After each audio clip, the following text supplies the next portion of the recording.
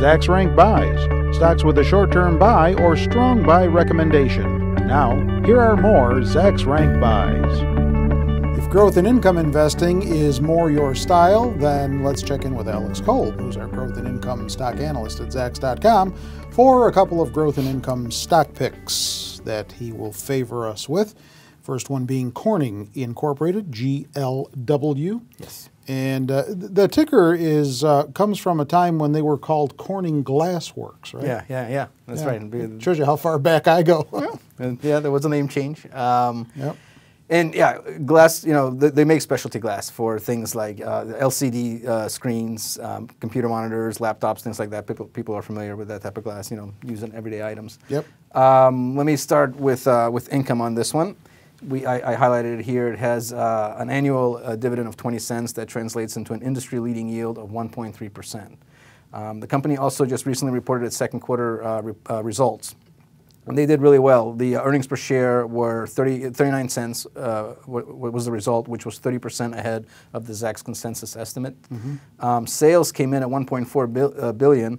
That topped the previous quarter by 41%. It was 18% below the year prior result. But in the quarter, in comparison to the quarter prior, they saw a lot of strong demand. In fact, management made a statement about how some of their production facilities that had been idled before had to be restarted just to meet the demand. So they saw a lot of demand for the glass. Having said that, a little bit after they reported, management also announced that a production disruption with the glass making that occurred in Japan. They had a facility in Japan and there was an earthquake there and it resulted in a little bit of a destruction. They said that it will impact third quarter results but should have no impact on the fourth quarter, and they are going to maintain, they're going to keep the shareholders updated on where they see this disruption, where they see it going for the third and fourth quarter. Okay. So that's the quarterly results. Overall, though, as I mentioned a moment ago, they were good. It translated into a higher Zacks consensus estimate for all across the board, for both the next couple quarters and the following 2 years. Analysts polled by Zacks are bullish on earnings, as you can tell here. Cool. And I also just want to touch on a few of the strong fundamentals that are offered by Corning. Yep. Return on equity is 13%. That's well above the industry average of 1%. And it has a net profit margin of 33%. The industry right now is negative, so it's doing well in terms of profits. Good.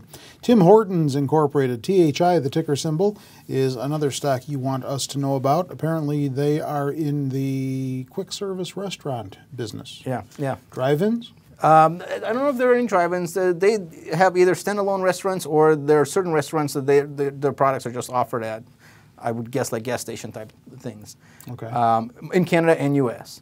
They're number one in terms of market cap in Canada. They're the biggest quick service chain in Canada. Mm-hmm. I believe number 4 in U.S. They offer things like premium coffee, flavored cappuccinos, home-style soups, fresh sandwiches, things like that. All right. With this one again, I'll go into the income first here. As you can tell, I highlighted it again. 40 cents is the annual dividend, translates into an industry-leading yield of 1.4%. Yep.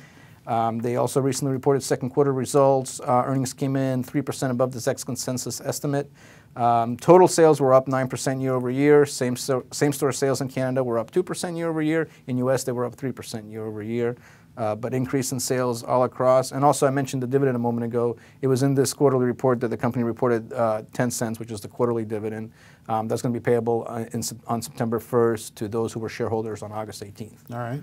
So it takes care of the income there. Again, this is another strong quarter that the analysts that were polled by Zacks were upbeat on in terms of earnings after seeing the quarter. As you can see here over the past month, estimates were increased, again, all across the board here as well. Mm-hmm. And also, the quarterly results resulted in a spike in share price.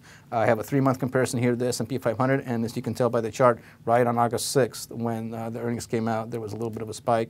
And the company is trading ahead of the S&P. It's always good to see. That is. And also just a quick couple of fundamentals here. It has a return on equity of 24%, compares to an industry average of 10%, and a net profit margin of 14% that compares to an industry average of 2.5%. All right. Do you own either of these two? I do not. More growth and income stocks are listed at Zacks.com under the growth and income category, or I should say in that category, over on the upper right-hand side of our homepage.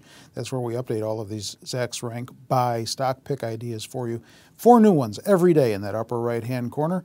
And if you click on the headline right next to Alex's category, Growth and Income, it takes you to his most recent story, and then an archive of some others that he wants to make you aware of.